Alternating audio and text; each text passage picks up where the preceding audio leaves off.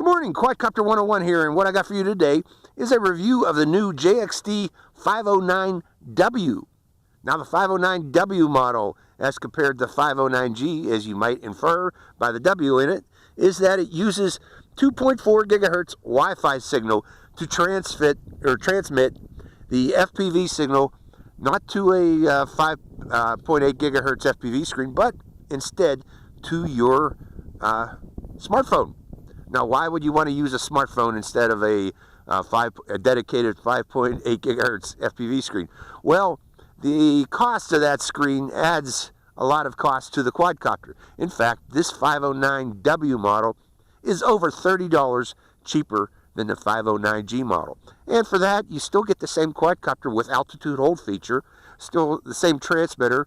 It's just that you don't get that receiver screen that comes with it. Now, there are issues with Wi-Fi that you have to consider now and keep in mind. Wi-Fi operates at 2.4 gigahertz frequency. That is the same frequency as this transmitter. Now, the 509G model can get over 100 meters range. I don't think this is going to be able to do that since it's using the same, 5 or 2.4 gigahertz. Maybe we'll see about 60 meters range. So you should see some reduction in the actual range that you'll be able to control the quadcopter and also see FPV. Both of those should be reduced to around, I'm guessing, around 60 meters. We'll find out today out here in the desert. Another thing you have to consider with the Wi-Fi FPV flyers is they normally are not capable of recording in HD video, even though a lot of them are advertised recording in 720p HD. They cannot. Usually what they do is this is transmitted at a lower resolution to reduce the data stream that has to go to your phone to reduce lag. Usually it's around 640 by 480, even sometimes I've seen 320 or 360 by 180. What's the half? Anyways, you know what I mean. What I'm trying to say here, folks, is they reduce the data stream, the size of that resolution of that video, to enable reduction of lag of the video to the screen. So again, I believe this is 640 by 480 resolution that you'll be able to record on your phone. You will not be able to record it to an SD card on your camera. This one does not have a SD card slot on it, in fact. So you have to use the app that receives the FPV signal to record the video stream directly to your phone. And I believe the name of the app for this particular model is Exploration UFO. I'll tell you after I turn on the quadcopter here and bind it up. But overall, again, this does have altitude hold, just like the 509G. And to activate, you press this button here, and it will automatically take off to about 1 meter height. And you can adjust the height after that by pushing up or down on the throttle stick. This button here is for your lights, to turn them on or off, to save battery power. One key return is right here if you want to use one key return. Headless mode it has, and you activate it by pressing this button here. Photo and video is for the the G model, which uses the receiver screen. It will not work with this particular model. You are going to need to use the app to record photos or videos.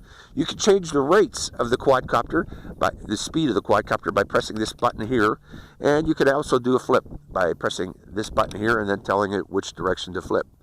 If you want to calibrate your gyros, if the quadcopter is not flying steady in hover, you can do such by moving both sticks down and to the inboard side like this. And if you crash, since this is an altitude hold quadcopter, those motors might continue to run for a few seconds. So if you crash, always remember to turn off the motors and doing an emergency stop, and that is done by pulling down and out. So try to remember that, folks. If you crash, down and out. So let's go for a flight of the 509W. Okay, I have my sunscreen attached here, and I am recording the video screen, what I'm actually seeing on the video screen here. Let me adjust it a bit before we do that. A little bit higher. And I got a nice clear signal, actually. It's a very good signal. I'm surprised. Okay, turning on the quadcopter, or the transmitter, and binding it. Now let's try that one key takeoff.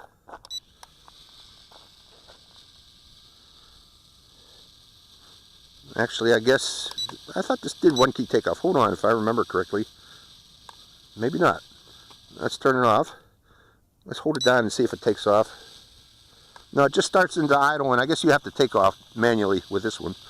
Okay, increasing throttle. Adjusting throttle to about that height. We'll use that. It's holding that height very well.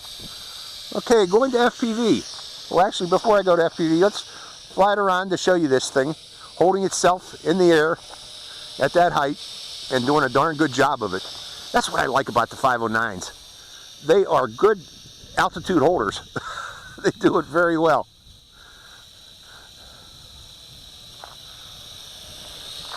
Great quadcopter. Let's see what kind of FPV range. I'm going FPV right now. Looking into the sun here. So that, okay, I lost the signal right about there. And that is about 30 meters away. Let's bring it about here. Okay, I'm going back to the signal again. Let's fly it outbound and see when we lose signal again. Okay, right about there. And again, about 30 meters away. So, if you're using this, okay, I'm flying FPV also again. The signal, because it's operating on the same frequency as this transmitter, you know, you can fly FPV with it, but you want to stay relatively close. Where am I? There I am. See? You got to use a small area to fly, folks. Don't expect to be able to fly very far with this. It works. It works very well. Let's climb up a little higher so I don't hit myself in the head. And it breaks in and out. But the signal, you lose it. Okay, for the remainder of the flight, I'm going to fly close to show you.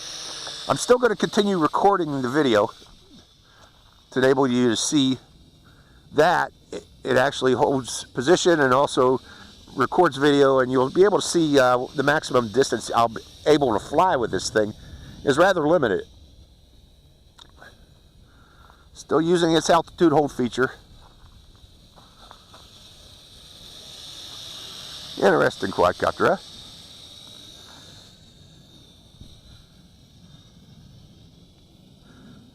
Let's take it up a little bit higher. Let's go up higher a bit. I hear jets going over again. They're way off in the distance. Way off in the distance, but boy are they noisy.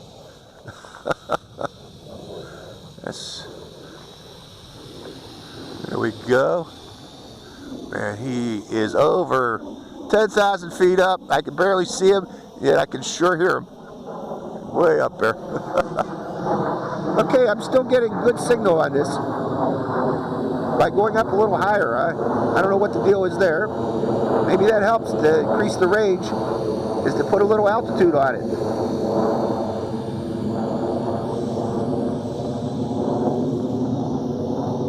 Okay, while we're out there, let's see what the range of the quadcopter is, the control range. I'm going outbound,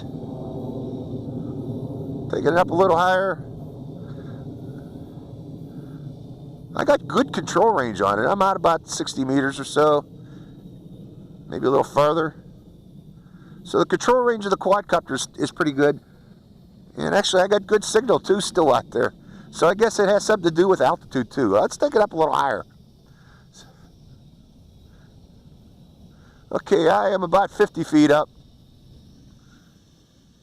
And at least about 60 meters out. Okay, signal gets a little choppy out there. There I am. Here's another jet going over. But yeah, if you take it up higher, that improves the range of the quadcopter that you're able to fly at.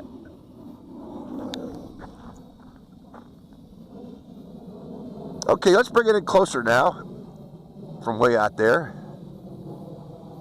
Going to higher rate also to give us a little more speed. Let's see what kind of speed we can get on this thing. The remainder of the flight I'm going to be flying visually. I want to see what this can do in terms of flight ability. It is a great flyer, folks, even with altitude hold. Let's see if I let go of the stick and then at high speed, does it change altitude? seems to come down a little bit and then hover there, but it's still maintaining the altitude. Did we try the flips yet, folks? Let's do a flip. It can do flips.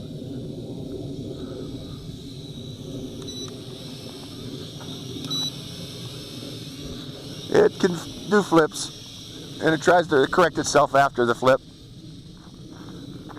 Well, what haven't we tried yet? One key return.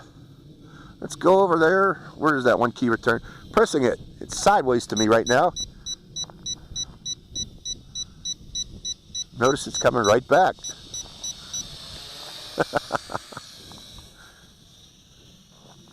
Let's go back out there again.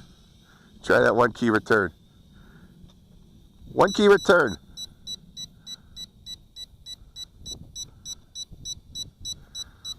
It's flying kind of back in my general direction.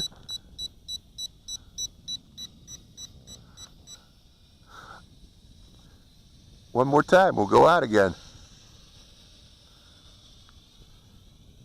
Oh no, I guess that's about it, folks. Okay, remember to turn it off when it hits the ground. So that's the flight time you get with it. And okay, that was the flight of the 509W.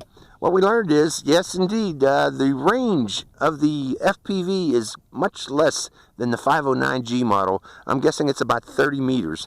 It's usable though, you know, if you want to fly in a small area, and with this, you can easily do it.